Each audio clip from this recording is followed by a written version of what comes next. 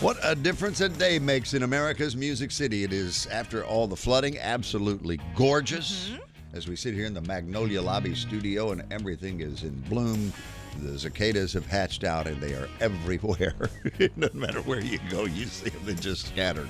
Like, people are really freaked out about it. you remember the restaurants that had peanuts and you throw the hulls on the floor like Logan's Roadhouse? Yeah, that's what it looks like in Middle Tennessee with cicadas, like peanut hulls all over the place. Except you could they're open this bugs. door right now and grab a couple. Yeah. If you wanted to. Why don't you? No, I'm good. I'm good. I understand they have that nutty taste. You ever noticed? Everybody always describes that sort of thing with, it's kind of a nutty taste.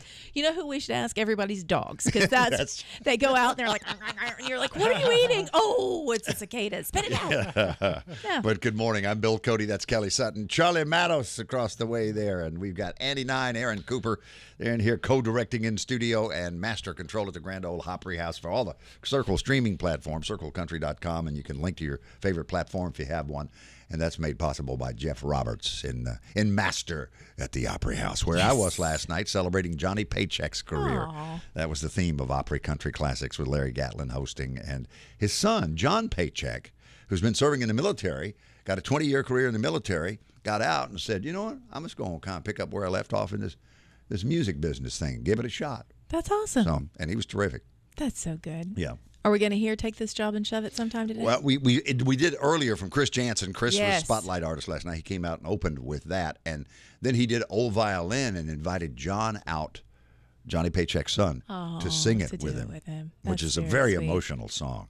But earlier, John had come out and solo performed A11, which was the first big hit people remember Paycheck for back in the mid-'60s. So. Oh, that's so cool. Yeah. Well, we're talking about all things coming up in entertainment headlines related to Mom. Mother's Day is this Sunday, so I kind of went deep in the archives, and I found videos that I've done interviews with Trish Osborne, which is Brothers Osborne's mom. And I also found a very fun interview that I was doing on the red carpet with Dan and Shay when their mom called on the phone. So Mom interrupting the middle of the interview. And we have a podcast that we are putting up on Opry.com from our friend Jennifer Vickery Smith, who sometimes fills in for me. Yep. The name of her podcast is Got It From My Mama, and it's with Dustin Lynch's mom. So we'll give you a little preview of that as well. Somebody told me once that I don't know your daddy, but hearing your mama on WSM Radio, Mama Helen segments, I know where you got your sense of humor. This is Coffee, Country, and Cody. And it is the Dan Smalley story this morning on Coffee, Country, and Cody. And you and Kelly Sutton have become fast friends over there with your kids and their lives and things that they share in common. Right. Little League Baseball, man.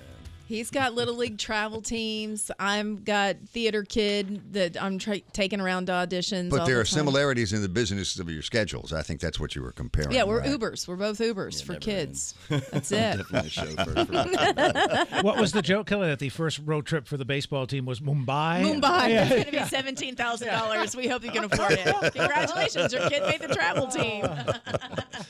Well, welcome to Coffee, Country, and Thank Cody. you so much for having me. And you've got a brand new album that comes out today. And you said you hadn't slept a lot. The State of Country Music is the name of it. It is out, But yeah. up since midnight, because actually midnight is when the release happens, right at midnight. That's right, Eastern time. So 11 o'clock I could start sharing it, but I was up till probably 1 a.m., 1:30 maybe, just on cloud nine, kind of. It's a long process. It takes a team, takes a whole village of people to make something like this happen, and it took a very long time. So I'm just happy it's happening. One of the traditions, in the old days was the artist would go to their local record store and buy the CD. Let's yeah? go. Right You know on. our release date. Do you have some sort of tradition in this case? So I'm gonna ride around in my truck in the country by myself and listen to it through my vehicle.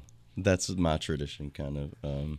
The digital age we live in, I don't really play CDs anymore, but I will have vinyls ready to rock and roll. So I actually have a friend of mine. The vinyls are being pressed in Denmark because they like me over there. So they'll be in a lot of stores in Denmark today.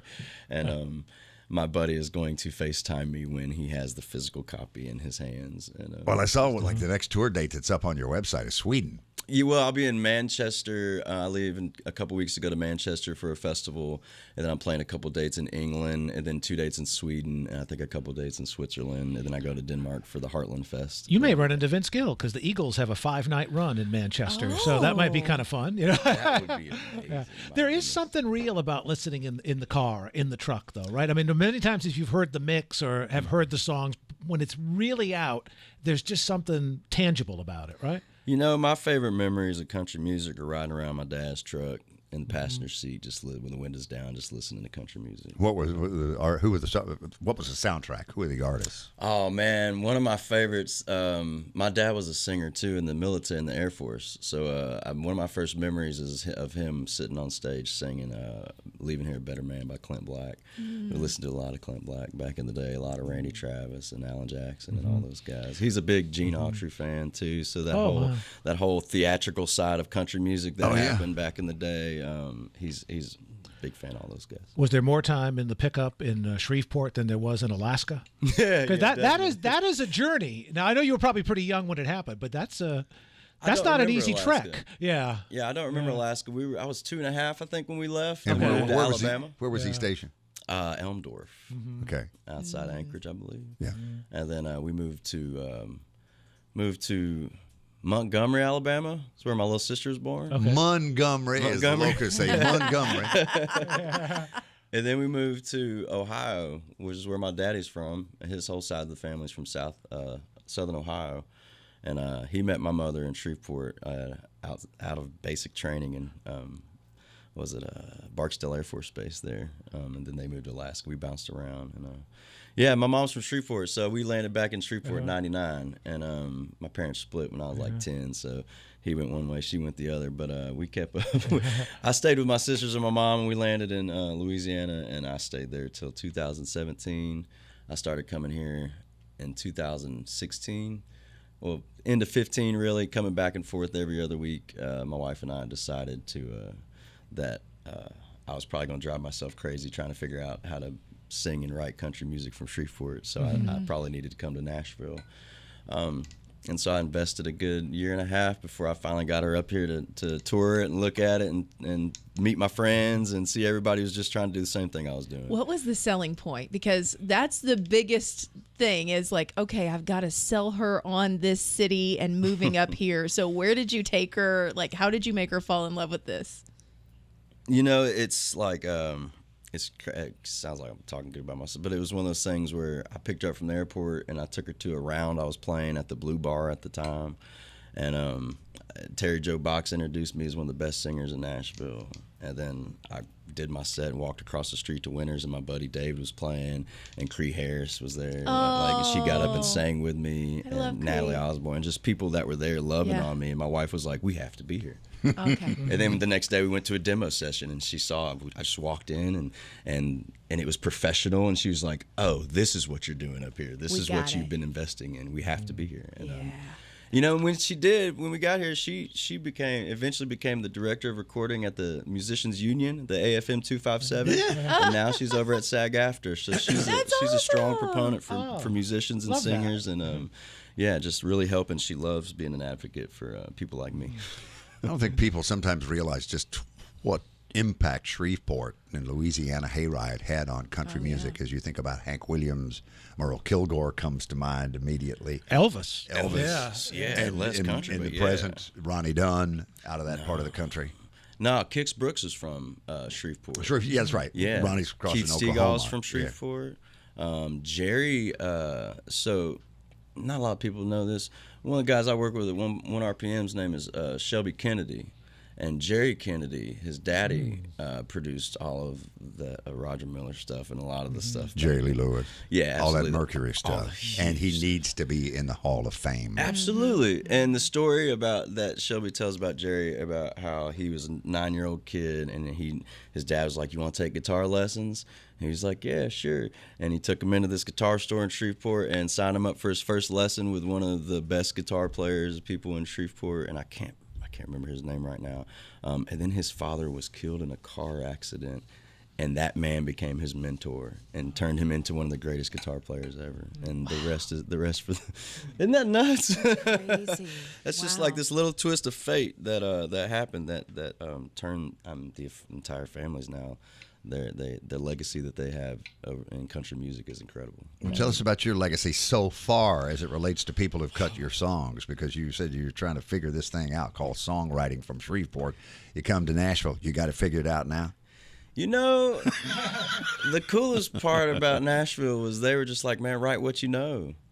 And what I found when I got to Nashville is that everybody was so good at making songs up. Like, we could all make up songs by ourselves, but when you start putting these people in rooms together and you get these creative minds and juices flowing, the product usually, in my opinion, ends up a lot better. And I've had a lot more success co-writing. Like, if I get great ideas these days, I usually stop halfway and just think about who I can take it to, because you've had success with Trace Adkins, and Ashley McBride, absolutely. Dylan Carmichael. Mm-hmm. I mean, Randall King has cut a couple and put them out. He's one of my favorites. I just got another cut from a little guy named Sam Smith. What? Another not the Sam L. Smith, Cowboy Sam Smith. I was like, he's from that's Kentucky. out of nowhere. My wife said the same thing. Sam Smith. And he's a good boy though. And then I think there's another cut I can't talk about yet, but it's pretty cool, and I'm extremely excited about it. We talked about influences earlier, and I thought it was interesting. It included, in something I read, Merle Haggard, Willie Nelson, absolutely, Al Green, and Ray Charles. Absolutely, yes, sir. Yeah. The soul that comes from Al Green and Ray Charles, and you just can't touch it. And that country record that Ray Charles made is probably one of the best I've heard. It's interesting to see Beyonce come out with a country record these days, because it was much like Ray Charles back in the day, being on the top of the pop charts and being one of the most famous people in the world, saying, hey, I can do whatever I want. You know what I mean? Watch this. It's impressive, you know, but to back it up with a great record at the same time, that Ray Charles country and western record. Well, let's talk about your great record, which is out again. It came out at midnight. Man, the state of country music. We're going to feature the title track. Set it up for us. So the State of Country Music was a title I got from an agent when I got to town, and we started going to shows, and I was like, well, I don't really do that, but I like it, you know, and I don't think there's anything wrong with it, and but I don't know if our shows would make a lot of sense together, you know what I mean? It'd probably be fun or whatever, but yeah, who knows? And at the time, she was just like, well, you know, Dan, it's just the State of Country Music we're in. And that was when I first got here, and I held on to that title, the State of Country Music, for a long time, because I remember thinking, first, woman, you just gave me a song title idea. And second, like, how do I write this without being offensive? Because I don't hate any of it. I'm not a hater. Larry Gatlin. How do you put this in words where it's just understood? You hear the song and it's understood. And, you said you held on to that title. It reminds me of Larry Gatlin sharing the story of Hank Cochran. Said Hank would be so bold to say, now be careful what you say around the genius. Yeah, okay, come on. Around the genius. And Dan Smalley is here with a brand new album. You heard the title track, The State of Country Music, as we were going to the break a little bit earlier. And now you've been joined by another guitar slinger. Right. And we're going to let you play a couple this morning for the audience all over the world on WSM Radio, and people watching on Peacock and Roku, Zumo, Fubo, Tubi, Sling. It's all there. Redbox, Samsung, Vizio, Smart TVs, and simplycirclecountry.com. I'm curious, too, as a songwriter, when you've had success with other artists, I mean, it's a pretty impressive list, and now you got your first full-length project. Are there things all along you knew, okay, I'm saving this one for me, this one's for me, or do you have to get a little selfish with the songs? You know, yeah, you have to. Or do you have to get a little broke to give it up sometimes and say, hey, it probably is better off in his or her hands? I think it depends on what kind of artist you are, but when you know you have a project that's put together and you don't want anybody else touching it, you kind of have to say no. You kind of have to be a little selfish about what you want pitched and what you don't want pitched out there, because great songs will get cut quick. And if you're not careful, you end up pitching all your great songs. A lot of these songs are so personal to me that I don't believe anybody else could cut them. And you produced them. I did, yeah, accidentally, to be honest with you. It's kind of, I think it was supposed to be an audition for a producer or somebody. I was convinced that me and my band could go in the studio and really create something that was exactly what I was going after, which was my own sound. And we did it on accident, and they gave us the opportunity finally, 2021, December. I remember hearing them say, all right, well, what if we did, just hypothetically say this is a tryout or an audition for a producer. I was like, let's do it. They're like, all right, here's $2,000. You can go in the studio for 2 days. And we cut 12 songs in 2 days. Oh. And I turned it in. They were like, all right, now you got to finish it. And I was like, all right, let's do it then. Thank you for trusting me. Thank you for trusting me and my boys, because You were I knew flying 12 songs in 2 days. You know, we'd spent a lot of time on the road that year together playing these songs, and I just knew every time I got on stage that if we could capture that sound, that's what was winning people over, and that's what I really wanted to represent me as an artist, was that sound that we were creating, and it required my guys creating that sound. Well, one of them you're looking over your shoulder at. Mr. Dennis Drummond here. Yeah, with the Kenny Rogers hipster glasses from the 60s with the blue lenses, I might add. Love it. That's too early for it. Man, Dennis was on The Voice himself a while back. He's one of the best guitar players I know. And I love his voicings on the record are all the cool things that you hear. That's Dennis for sure playing that stuff. All right, so who came up with Ass Dragon? You or Ashley McBride? Back on the wagon. It's probably Ashley, to be honest with you. I thought maybe. That makes sense. I remember that, right? I walked in and I had this idea going that I thought they could probably help me out on. It's called Mr. Jerry's Ghost, and I remember walking in and kind of laying it out for them, and they were both like, "Dan, that's kind of done. You sure you want to bring anybody in on it?" I was like, I definitely need help on this song. And if y'all aren't the ones, I'm going to find somebody to help me eventually. And I said something about being drunk accidentally, I believe, in one of the lines. And Justin was like, man, what about this idea? And he just said accidentally drunk, and we took off. And I remember leaving thinking, damn, I really wanted to write Mr. Jerry's Ghost today. and then getting the demo back that Ash made and thinking, oh my God, what a song. And then how it kind of sets my story up too, because Mr. Jerry's Ghost is a song about me getting shot. Yeah, now can I read from the Shreveport Bossier Journal, hometown newspaper? Here's how the article goes. Title of the article, former Southwood High student making a name for himself in country music. Starts with, the last time I drank, I got shot. Oh. Well, that'll get your attention. Tony, who wrote the article, says, I blacked out and have no recollection of it. Mm-hmm. Yeah, what happened? I accidentally got drunk. And I walked home. I couldn't get in my house, so I tried to open the door with my keys. Couldn't get in, so I kicked the door down. It was not my home. And the man that owned the home shot me with a .40 caliber pistol, once in the chest and once in the arm. I was pronounced dead on the scene, and they said I kind of just sat back up in the ambulance and was like, wait, what happened? And I woke up in the hospital, actually woke up in the hospital with a few doctors standing over top of me saying, hey, you're the luckiest guy we've met. And if you don't know how you got in here, you have a real problem. And I've been sober ever since. Okay. Wow. Do you have slugs in you now? They get them out. They got them out. Well, they actually went straight through. Luckily, Mr. Jerry. I took Mr. Jerry Thanksgiving dinner after I got out of the hospital for 2 weeks. Was it his house? It was his home. Oh, Mr. Jerry. I thought I was trying to get my own home. It was his home. And, did you know him prior? No. Oh, okay. No, we had never met. And Shreveport isn't the safest place in the world, if you've ever heard anything about it. But anyway, I took him Thanksgiving dinner when I got out of the hospital, and apologized because I just couldn't imagine what it feels like to have to pull down on somebody like that and actually pull the trigger. Wow. And he said, I'm usually a better shot. Oh. Well. Kind of a Raymond Fairchild sort of man. Oh, my God. Takes a 38 to kill a man.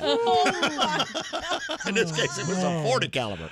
Wow. And he said, you're lucky because I just left the range and I still had my full metal jacket practice rounds in. Had I put my clip in with my hollow points, you would not be here. Whoa. And I was like, yes, sir, I am kind of lucky, aren't I? So Mr. Jerry's Ghost is on the record. Were they It right? is on Was the it record. done, or did it need to be finished? I'm curious how. So the next day, yeah. I bumped into Terry Jo Box, and we were writing, and I was like, I took this into Ash and Justin yesterday, and we wrote something else. Will you please help me? And she was like, absolutely. And she was the perfect person to take it to. She's had a lot of success lately with like Lainey and a couple and Ashley, and she's one of my favorite song people in town. And she tells me like it is, exactly like I need to hear it in a songwriting room. But without a 40 caliber pistol. Yeah, just no guns involved, you know. We can do this peacefully. But no, she was really the one that I had all these pieces and all these kind of verses kind of laid out, and she helped me reorder a few things.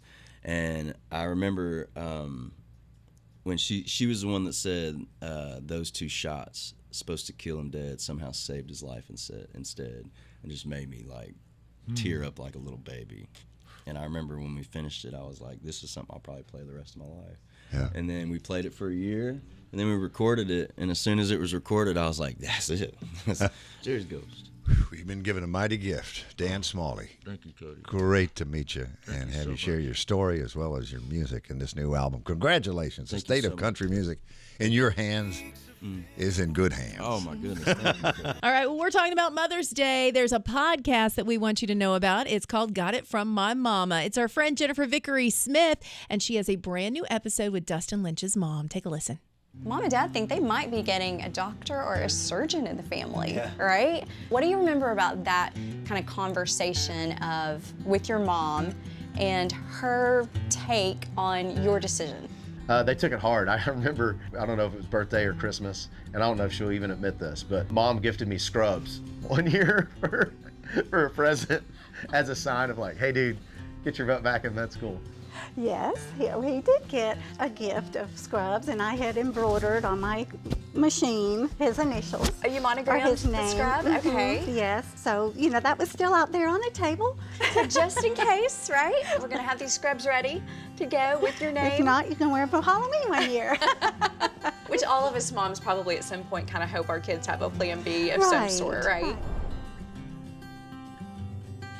That is Jennifer Vickery Smith talking to Patty. That's Dustin's mom. You can find the full version on Opry.com, Opry socials and on the Opry YouTube page. So go to Opry YouTube and you can watch that full episode. She's doing some really fun interviews with a lot of country music moms. And of course, she's Connor Smith's mom.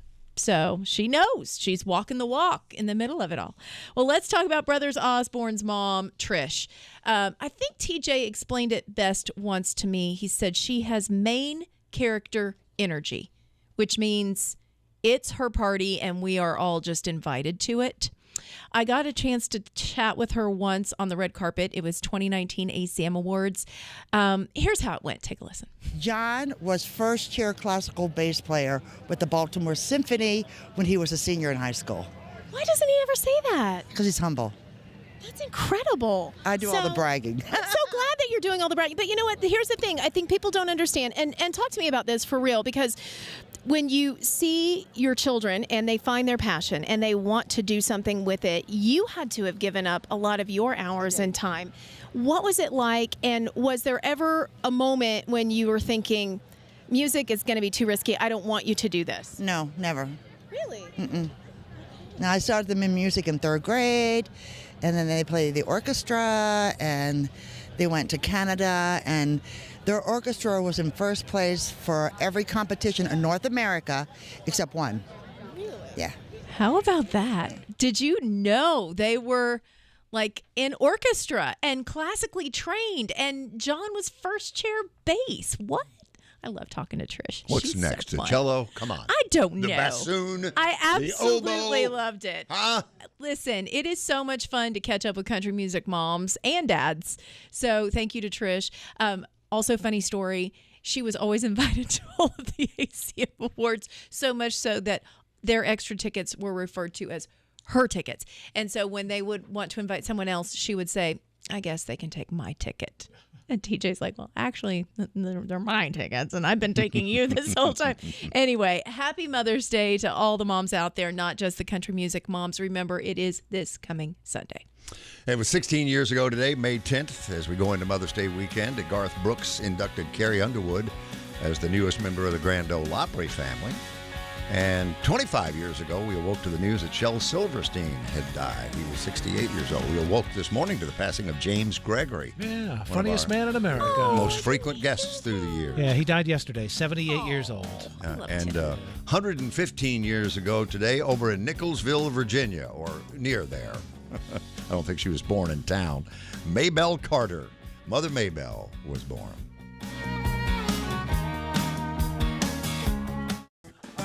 Coffee, country, and Cody. And Williamson Branch. It's been a while. What was it you were saying over there, Mr. Smartmouth? What were you saying? What were you saying?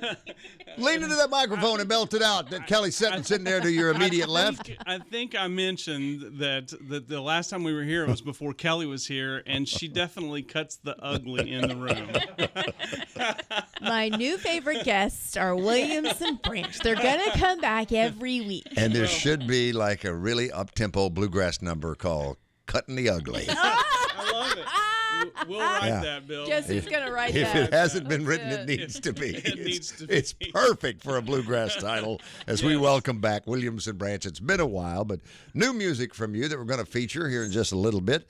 And also sitting with you this morning, your daughter Melody. We have Debbie, your wife, here, and in the green room, Cadence and Caroline. If you had any more since you were here last? We carry a banjo player with us, but no more kids. We haven't been able to accelerate that process yet. Okay, so I have to ask the question.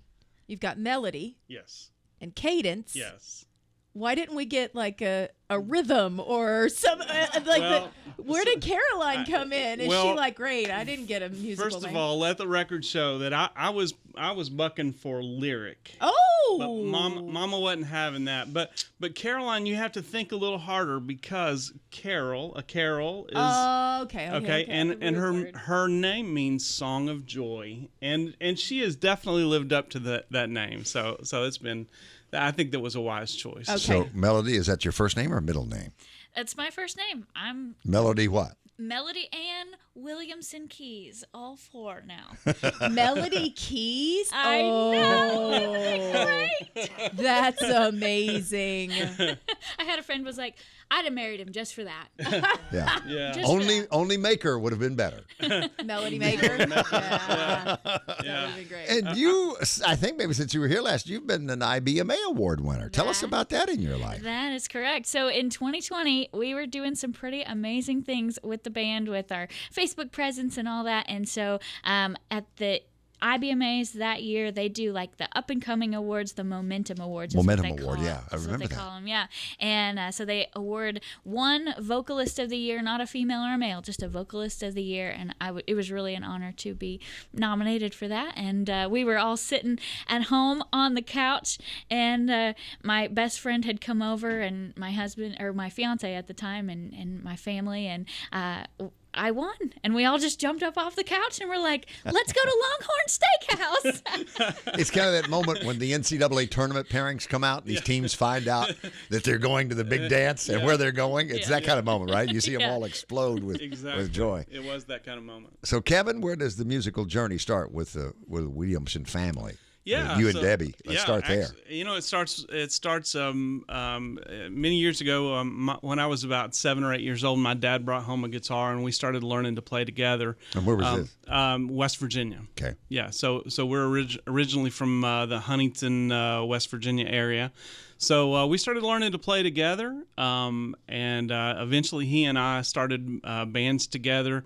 We had a band called Red Wing that toured the bluegrass circuit for 10 or 15 years, and so he and I worked together. And then when Debbie and I got married, we started our own band. Did that for a while. We say our first kid was a band, so the first 7 years of our marriage, we had a band, and then we got off the road to have our kids. Did some children's performances in the Nashville area to feed the family, and then when everybody, I say everybody, Caroline was 4, Cadence was 10, Melody was 15. So that we started Williamson Branch in 2014. 10 years ago. Hit the road, as Melody says, hopped into a bus and made it all the way here to WSM. And the first time we would have met would have been at the Ryman for our Pickin' on the Plaza series before Bluegrass Night. So any idea how long ago that was? Like 2018 to 17 maybe? We were looking at the pictures of the last time we were here. The last time we were here was 18, but we played Pickin' on the Plaza the year before that as well. So 2017. Yeah. Yeah. So it's been a long journey to get here, but I was thinking about it on when we were getting ready to come here, and I was like, you know what? I was literally raised on this radio station, growing up in Nashville. Like, to walk in this room, it never fails. Like, every time we come here, like, even if we're out in the looking at the Christmas lights or whatever, I just like look at the window and I'm like, oh, look, it's Bill Cody. Like, listen, now this they're week, your favorite too. Just saying, wasn't the only one in studio. That's neither here nor there. earlier this week, I had a doctor's appointment, and the technician was sitting there, and somehow in the conversation, me being in radio and television, I guess under occupation on my chart or something was there, and she got this big smile on her face and said, I used to listen to you in the back seat when my mom would drive me to school. But I'm not supposed to say anything because of patient confidentiality. That's sweet. That is so good. So when do you make the move to Nashville? Let's see. Debbie and I got married in 1991. She was going to Lipscomb at the time, so the conversation was always, well, hey, I'm gonna move to Nashville and be a songwriter, and you're gonna be here in West Virginia. And we broke up for a little while, and she came to Nashville to go to Lipscomb, and I followed her. We dated a little while, and then when we got married in 91, that's when we made the move. I mean, that was the official move time, I guess. Did you work with any of the bluegrass greats? Get to share the stage with the golden age of bluegrass? I shared the stage with many of them. I didn't really work with them. Again, my dad and I had a band, and actually the band was also a sound company. So we would go in and we would run sound for 3 or 4 days, and we'd play a day or two of that and at a bluegrass festival. So, Bill Monroe and Ralph Stanley and Mac Wiseman and Jim and Jesse, and go on and on and on. And I got to work with them, most weekends, So well, Melody's comment earlier brings me, he said Bill Monroe, he used to tell me that the radio station was named after him. WSM, William Smith Monroe, that's my name. Yes, I've heard him say that. Yes. And he was born long before the radio station came on. So who was I to argue? That's right. You take it, Bill, because nobody's going to argue with you. So, Kelly, would you like to give any tips to Kevin for Debbie for Mother's Day weekend? Oh, yes. Okay, so we've been going through, first of all, none of us want to plan our own Mother's Day. So Fair do enough. not say, hey, do you want to make reservations somewhere? Just do it. Or here's the best one that I've heard. The best gift I think anyone could give them is just a day at a hotel by themselves with food service coming whenever they want, and just leave them alone. Yes. It's a dream. It's a dream to just have a day where I could nap and someone else is going to cook and I don't have to clean. So that's a delight. Can I ask a question? Sure. Does riding on a tour bus on the way back from Mississippi, does that qualify at all for? No. Oh, Kevin. How many kids do you guys have? Only if she has the private quarters in the back by herself. And she usually does. Yes. How far is the bus ride? It's only about 4 hours. Oh, So. Southwest.com. That's all I'm saying. Fly mama home. Everybody else on the bus. Well, one of our favorite stories is Mom and Dad spent one fateful Valentine's Day snowed in a little motel in Missouri with all 3 of their children. One room. Yeah. Beautiful. Tell me about this Carl Jackson cat that we all know and love in the bluegrass world. Yeah. Famous with Glenn Campbell in the early days, and famous as a singer, songwriter, producer, instrumentalist. in the music scene today, and you're working with him on this. Absolutely. Carl is a fantastic musician and just so storied, so well respected in the industry. And we have loved getting to play music with him for many, many years. Actually, when I was 15, I recorded a song and a video of a song called There's No Country Here that I wrote and put it out there on the internet and started going down to the Station Inn where Carl was playing with their group New Monday, himself, Larry Cordell, and Val Story. And they would invite me up to sing with them, and that was kind of where I got to know Carl a little bit. And it's just been a wonderful working relationship to get to bring him in on this track. So the significance of this particular track, though, so my girls came to me. We were working up material, and they said, hey, what about this Southern Nights? And I was like, no, the vocals are just too complicated. And then they sang it for me, and I'm like, well, okay, I can go for that. So anyway, we love the song. We love how it actually lends itself to a bluegrass arrangement. But once we started working it up, we were like, wouldn't it be cool if we could get the original banjo player from that? Of course, we knew that was Carl. But so, a few phone calls and texts later, and working with his schedule is not always easy. But we got him. We got him on the tune, and man, it just shines. It just sparkles, this banjo playing. Sounds so great. And he was actually, we were talking with him about coming in this week to be here on the show with us, but he ended up having to have some emergency surgery this week. Oh. But he said to tell you hello. I love Carl Jackson. We discussed University of Mississippi. That's Ole Miss football recruiting the last time I saw him in the lobby of the corporate office. It wasn't about the music business. It was about college football. More with Williamson Branch. Classy, sassy, bluegrassy in the house this morning.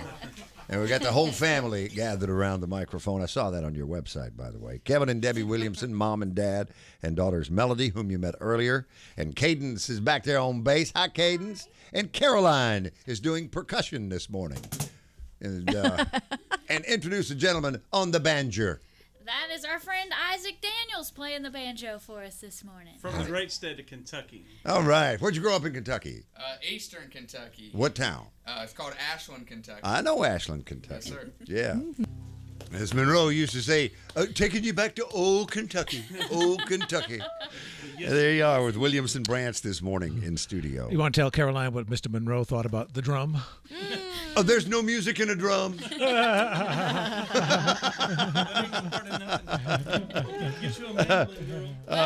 got the mandolin for us now. Okay. Oh, good. He'd be happy about that. So it's Friday morning in Nashville, and you're going to get on that bus you were referencing with Nashville traffic and head to Victory Lighthouse Church in Truman, Arkansas. Sure. That's tomorrow.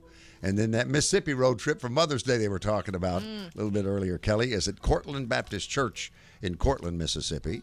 And then a little break, and then you're picking in the Rockies in Loma, Colorado. And in early June, Spirit in the Bluegrass at the incredibly gorgeous Kentucky Horse Park, Lexington, Kentucky. Yeah. Beautiful. Great venue. Hey, and you know what? I would be remiss if I didn't say that on the 18th of this month, I may not have updated the website, but on the 18th of this month, we're going to be in Sparty, Tennessee. Oh, Lester Flat Country. Yes, sir. Sparta, Tennessee for Farmer's Storehouse, their Hoedown Throwdown. Hoedown Throwdown. That's what I was looking for. So. Yep. And you know what? To round out our 10-year anniversary tour, we're hosting our very first ever cruise. Williamson Branch is heading out onto the high seas, leaving from Tampa, Florida, going to Grand Cayman, Key West, and Montego Bay, Jamaica, man. So make plans to join us for that. There's only a few more days to sign up at williamsonbranch.com/cruise. What I wouldn't give to hear Lester Flat say, hold down, throw down. Oh. Thank you so much. And Cadence Williamson may be the most aerobic bass player I have ever seen in my life. She's getting up in there. She comes with choreography on that thing, man. If this gig don't work out, she could play for Gene Watson. Yeah, he's got a pretty aerobic guy back there, too. Oh, that was just delightful. Go ahead. I'm sorry, Cadence. Well, I was going to say I have to plug now that it's Cadence Williamson Reynolds. As of 6 months ago. All right. Congratulations. Just watching them and hearing them, I thought if Kelly had had triplet Reese's, this would have been every day at your house. Yeah. Pretty much. Everything you hear now times 3 every day of your life. Well, thank you for coming to see us, guys, and safe travel as you head out this weekend to Arkansas and Mississippi. Williamson Branch on Coffee, Country, and Cody. The new single out today. Yep, a remake of Southern Nights is available. WilliamsonBranch.com has more.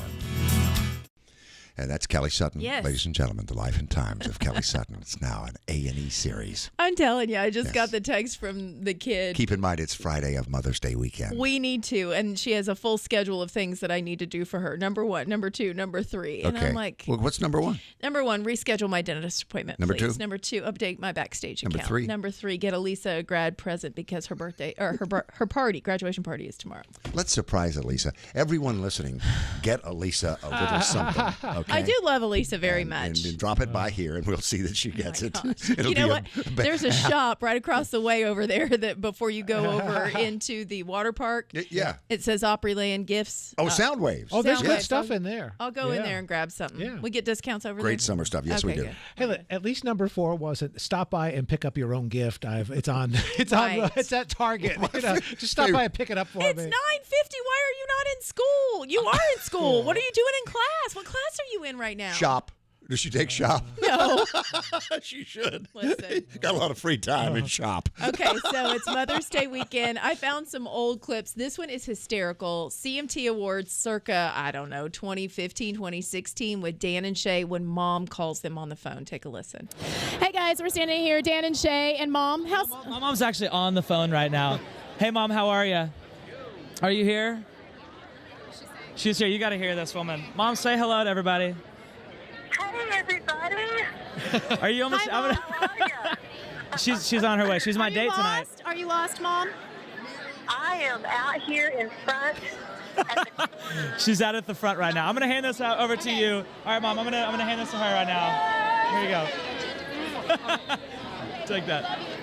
So You didn't tell her you loved her. I did. I always tell her. I said it. I took the phone and I said, "He loves you," and I handed it off. You didn't hear me say it. And then I said, "You didn't tell her that you love her." I had to say it for you, Shay Mooney, who now has kids of his own and hopefully is taking very good care of his wife this Mother's Day. They are almost unrecognizable from that. Isn't that from fun? The two of them, right? Yeah. Oh, gosh. I look Yeah. back on that and I was like, I don't even know how long ago that was, but I'm glad that I keep some of these clips and then randomly. I like your straight hair You do? Mhm. Okay. That was, I don't know. because you look like Jennifer Aniston. Thank you. I will take that all day and twice on Tuesday. Yeah, sometimes you come to the studio when you haven't had time to do your do thing that you do. Uh-huh. And I can look over there and that's what I see. Jennifer Aniston? Yeah. I was like, she favored, you could be sisters. I'll take that. That's the best Don't Mother's hate Day. me because I'm beautiful. That's the best Mother's Day present ever. Well, we have another fun clip that we want to show you. This is our friend Jennifer Vickery Smith. She has a podcast called Got It From My Mama, and she interviews country music stars' moms because she is a country music mom. Her son is Connor Smith. So this is her talking to Dustin Lynch backstage at the Grand Ole Opry and then Dustin's mom. Take a listen. Mom and Dad think they might be getting a doctor or a surgeon in the family, right? What do you remember about that kind of conversation with your mom and her take on your decision? They took it hard. I remember, I don't know if it was birthday or Christmas, and I don't know if she'll even admit this, but Mom gifted me scrubs one year for a present as a sign of like, hey dude, get your butt back in med school. Yes, he did get a gift of scrubs, and I had embroidered on my machine his initials. Are you monogrammed his the name. scrub? Okay. Yes, so, that was still out there on the table. So just in case, right? We're going to have these scrubs ready to go with your name. If not, you can wear them for Halloween one year. Which all of us moms probably at some point Isn't that great? You can dress up like a There you doctor or go. a surgeon. There you go. Okay, so you're going to go to YouTube and look for Opry's YouTube page, and you can watch the entire clip. Got it from my mama with Jennifer Vickery Smith. Real quick, I was telling you earlier, Brothers Osborne's mom, Trish, and you said, has she met Luke Bryan's mom? No, but she met Luke Bryan because when they took her to the ACM Awards one year, she wandered backstage, got lost, and wandered up to Luke Bryan and said, "Can you help me find my seat?" He was hosting the show, but he still took time to walk her out and put her in her seat. TJ said, "I was so embarrassed, but we love you, Trish Osborne." Main character energy. How old was Loretta when she had her first child? Like 15, 16 years old? 16 maybe. Yeah. Loretta Lynn, 54 years ago today, coal miner's daughter, #1 on the country charts, and it was the first single she had to cross over onto the pop charts. Hey, we're going to wrap this thing up. Next week, highlighted with Mavericks tickets. Win them before you can buy them. Mavericks, that's what I said. Oh, and I'm going to ACMs, so I'll send back some reports. I'm going to Lake Cumberland. Where are y'all going, huh? I'm going to work. Okay. He's going to work. Join Charlie here at work while Kelly and I are out playing our little lives away. We'll see you.